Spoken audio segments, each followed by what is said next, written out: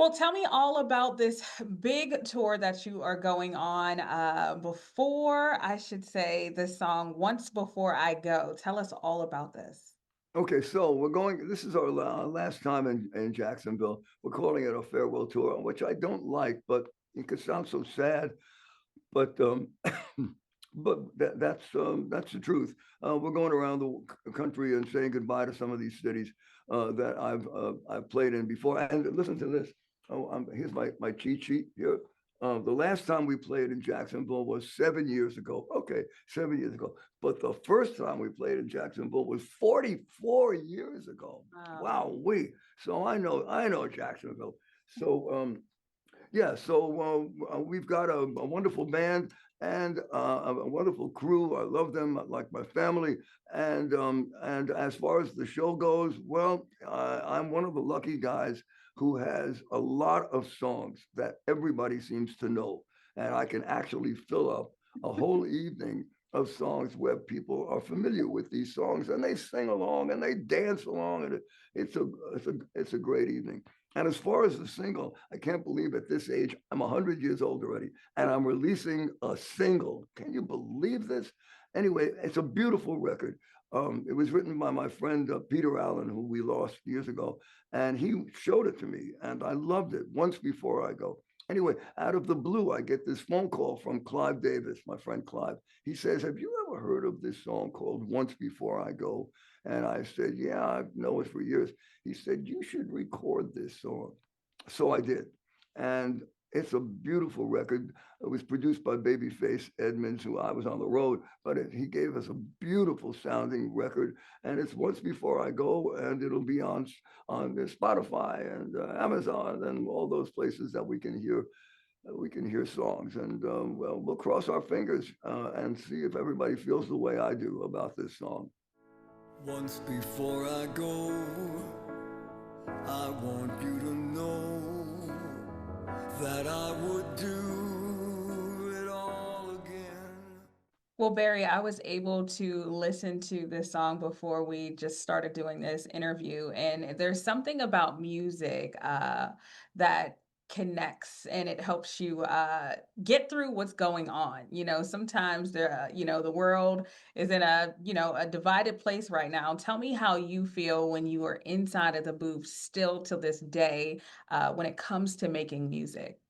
Well, when the lights go down in a theater like where I play, everybody forgets about that, and that's my job is to make them forget about what is going on outside, what's going on with their cancer and with their divorces. My job is to make them forget about all of that stuff and make them feel good for a couple of hours, and that's what I feel that is my job. When it comes to this being your last tour, why now? You could do it next year. You could do it the following year. Why this time? What is it about this time around that you feel like this was needed? I still feel like I can do it. I'm waiting for the other shoe to drop, and as long as I can do it, I'm going to.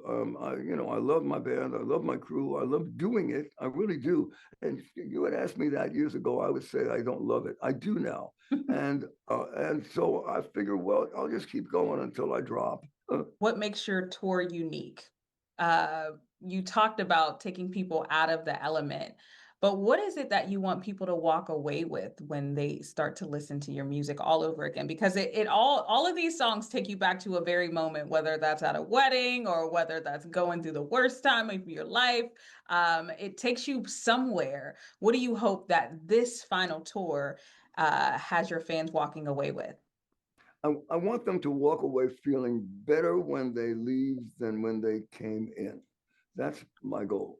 I want to make them feel good. That's my job, is to make them feel good.